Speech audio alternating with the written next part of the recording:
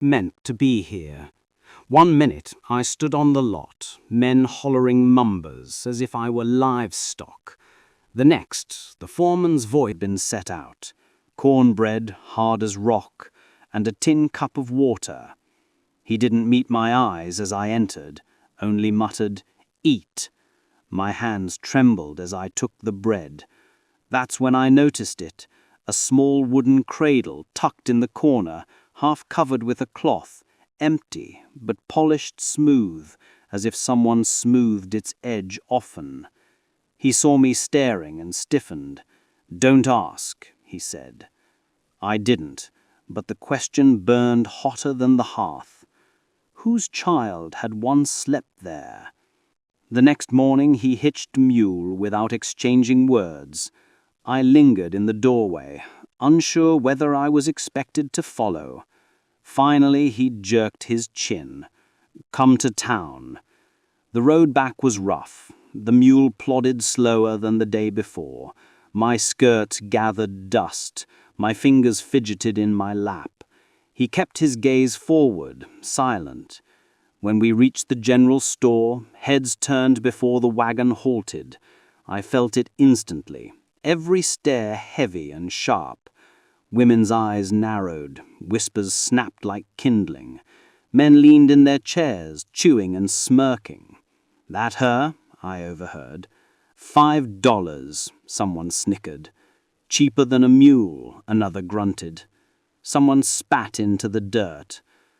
I kept my gaze down, shame pressing like a palm on my back. He ignored them. He tied the mule, hoisted 2 sacks as if weightless, and strode inside. I followed. The store smelled of dust and stale coffee, shelves lined with flour, sugar, bolts of cloth. The shopkeeper studied me a beat longer than necessary before sliding his glance to the foreman. "Didn't think you'd be buying, Harlan," the shopkeeper said, voice oily. "Needed hands," Harlan replied, jaw flexing. "Hands? Sure. Folks will say otherwise." Harlan stiffened. His hand twitched once, then fell. He didn't reply. He simply slapped coins down on the counter. As we left, I stumbled.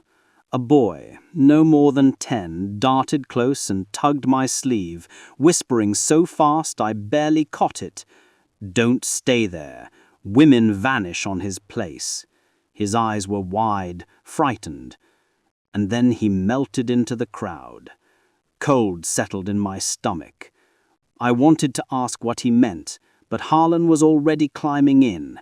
His silence pressed like iron. The return ride felt heavier. Coyotes yipped in the distance. The mule dragged its feet. When the homestead came into view at dusk, shadows stretching long, it happened. A bull, massive and coal-black, crashed through a broken fragment of corral. Sweat flew from its hide as it snorted and pawed the dirt, fixating on us. The mule screamed and reared. The wagon lurched. I shrieked, clutching the side as the bull charged. Harlan didn't flinch. He dropped the reins, leapt down and planted himself between the brute and me. He set his feet wide, voice a low growl. For a breath I thought the beast would flatten him. Then, with a thunderous bellow, it veered and thundered off into... His chest heaved, sweat ran down his temple. He gave me a single quick look, then climbed back onto the wagon. "Fence'll need mending," he muttered. My hands still shook. In my head the boy's warning kept echoing. Women vanish on his land. That night, after the bull, sleep wouldn't come. My hands trembled, remembering the scene. Harlan bare against the onslaught, as if his own life meant little. Through the thin partition, I heard his boots pathing. He stoked the fire until it died, and then roused it again. Finally I rose, clutching the blanket, and stepped into the main room. He bent over the cradle, rubbing the wood, as if polishing a keepsake no one else could see. When he noticed me, he turned sharply, and for a heartbeat I braced for a command to go back. He didn't order me away. He only stood, eyes heavy. "You shouldn't be up," he said. "I couldn't sleep," I whispered. "Not after today." The picture of the bull crowded my breath. He stared down at his boots. The silence stretched until I couldn't stand it any longer. "There was a boy in town," I said. "He told me women disappear here." His head snapped up. Anger flared, sharp and immediate, but not aimed at me. His jaw clenched, his breath shallow. "They talk too much," he said finally. That wasn't an answer. I pressed on. "My wife and our baby," he said at last, voice low and cracked. "A fever took them. Folks wanted someone to blame. They said I worked her to death. Didn't nurse the child. They said worse." His eyes flicked to the cradle. His words pressed the room tight. The cradle felt less like furniture and more like an indictment, a measure of accusation. "I don't know you," I said carefully. "But today, when the bull charged, you didn't move for your own sake. You moved for me." For the first time, his shoulders sagged. A softness, tiny and reluctant, came into his eyes. "Doesn't change what they say," he murmured. "I'll always be guilty." I wanted to say something to ease him, but the words lodged. Instead, I sat by the fire. The silence between us shifted, not thawed, but different, less hostile, less frozen. When I rose to go back to my narrow room, I felt him watch me, not with ownership, not with contempt, something nearer to care or caution. Before dawn, I was woken by the thunder of hooves and rough voices cutting the dark.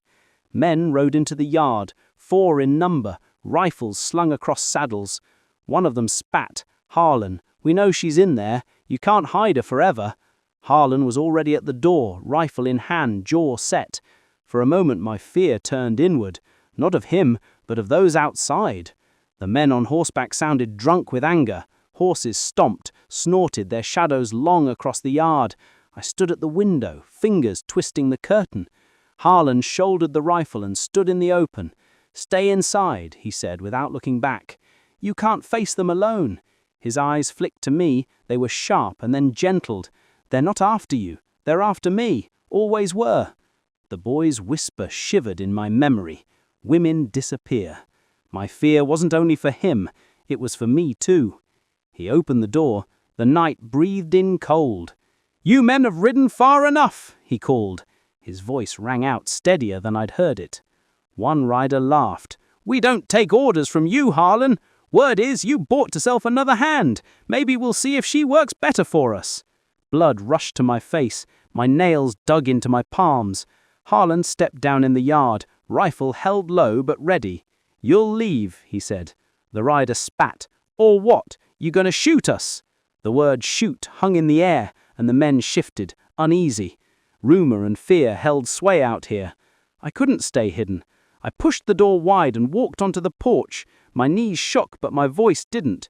"You have no right," I said. "He did nothing to you. He saved me.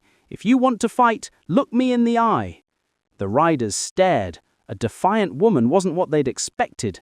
Their smirks faded. Harlan glanced back at me, jaw tight, not angry but afraid for me. From the dark, another voice cut through, older and rougher. The shopkeeper swung a lantern forward on his saddle and rode up. He looked at me once, then at Harlan. "Let it lie," he said. "You've stirred enough trouble." Reluctantly, with grumbles and curses, the riders pulled their horses back. Hooves faded into the night until silence descended. I let out a breath that felt enormous. Harlan lowered his rifle, and the tension melted into tiredness. Inside, he coaxed the fire back to life. We sat opposite one another, the silence thick, but not heavy this time. "You didn't have to come out," Harlan said after a while. "Yes, I did," I answered. "If they'll come for one of us, they'll come for both of us." He looked at me long. Something passed between us, fragile, unspoken, perhaps trust. Just then there was a soft knock at the door, slow and deliberate. Harlan opened it. A little girl stood there, barefoot, clutching a small sack. Her eyes were enormous, her voice thin. "They told me you'd take me," she whispered. She looked no older than 7. Her feet were grey with dust. She hugged the sack like it was all she had left. Harlan crouched down, winded perhaps, and asked gently, "Who told you that?" She swallowed. "The minister's wife. She says you take the ones nobody else wants." The words were both cruel and tender. Harlan's jaw tightened, but his hand reached for the sack steady as a rock. "You're safe here," he told her. He led her in and set the sack by the hearth. I measured her with my eyes as I handed her a tin cup of water. She drank quickly, coughing, then looked up at me with a face older than her years. Something that had been dormant in me stirred, a rusted need to protect, to care. I smoothed hair from her forehead, and she leaned into the touch like she knew this kindness was thin and rare. That night the three of us sat by the embers. The girl curled in the blanket Harlan had given, and she fell asleep against my side. I kept my arm around her and listened to the rhythm of her breath.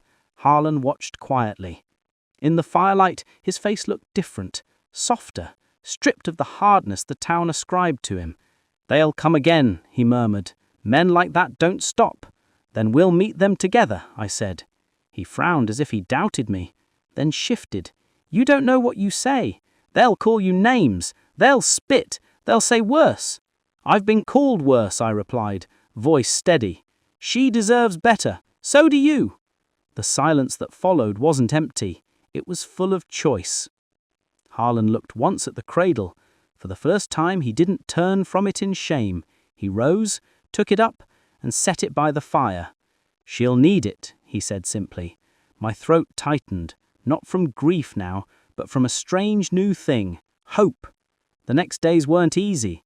Neighbors still whispered, men still watched, but they also saw the little girl sprinting across the yard, her laughter spilling over fences. They saw me hanging linen beside Harlan and sharing chores.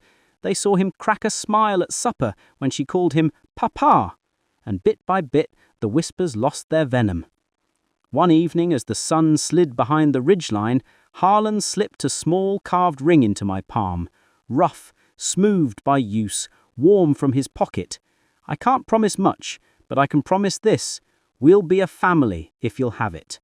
The little girl peeked around his shoulders, grinning with a gap where a tooth had been. "Say yes," she urged. I slid the ring onto my finger. My voice trembled, but it wasn't fear. Yes. For the first time since the lot, I felt more than $5 worth. Before you go, if you like this story and want more scenes like this, please subscribe to my channel, hit the like button, and tell me your thoughts down in the comments. Your support helps me make more of these stories.